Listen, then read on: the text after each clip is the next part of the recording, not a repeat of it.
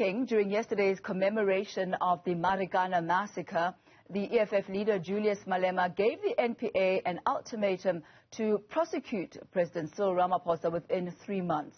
Malema threatened private prosecution against the president, former police minister Natim Tetwa, as well as the former Minister for Mineral Resources, Susan Shabangu.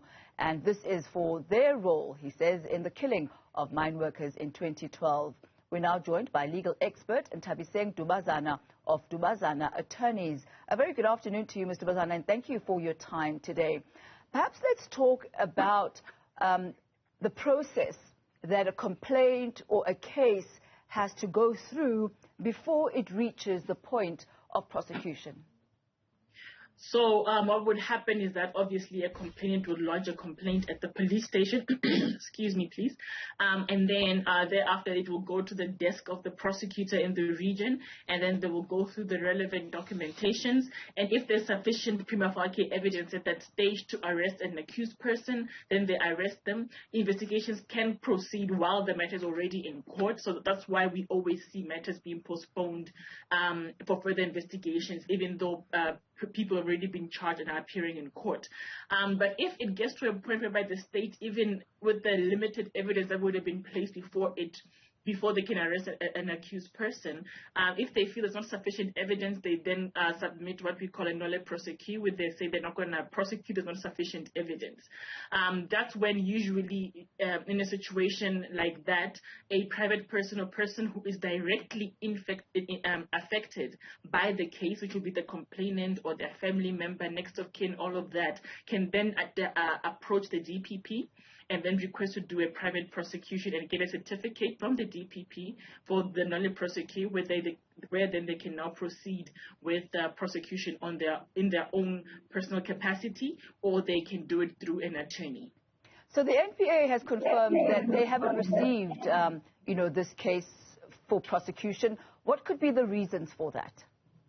It would be that there's nobody has opened a case yet. It could be that the family members of the deceased persons of Marikana have not yet opened a case of murder or attempted murder or assault, because we know there are many other people that got injured as a result of the shooting that happened on that day. So it could be currently nobody has opened a criminal charge pertaining for murder or culpable homicide. So that's why they don't have the case before them currently. So it means somebody has to go and open a case against the individuals who are alleged to be responsible for the killings that happened in Marikana on that day. We heard the leader of the EFF, Julius Malema, saying that he indeed has opened a case, that he went to the police station, opened a case against President Cyril Ramaphosa, as well as the Minister Natim Tetwa and Susan Shabangu.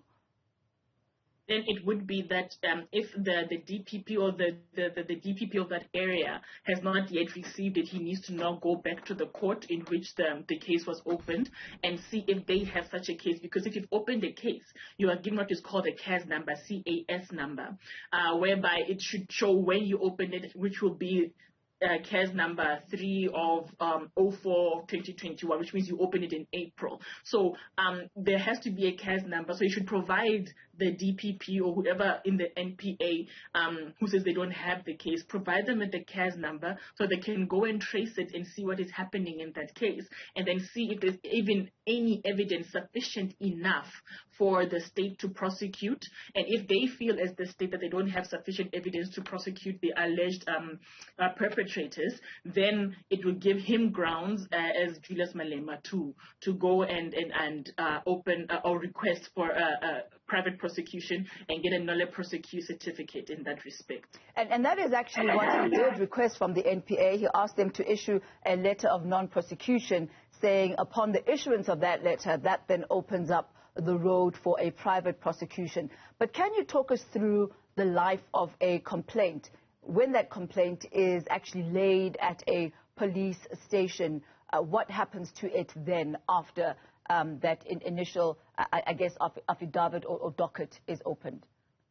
Okay, so what you do is then you approach the SAPS, you lodge your complaint, and then a docket is open for you. Sometimes it takes up to a week if the evidence is easily attainable. Other times it takes up to 2 weeks before it goes to the desk of the prosecutor. So the IO, the investigating officer, will then go and approach the people that you would have named as and see if there's any evidence they can accumulate prior to him or her putting the docket in front of a prosecutor in which the police station would be under the jurisdiction of. And then once that evidence is attained, he takes that docket, takes it to the prosecutor, the SPP, and then the SPP will then go through it and decide if there is any merit to even put the matter on the roll or not. So you're looking between 2 to 3 weeks in the beginning of the whole opening of the docket.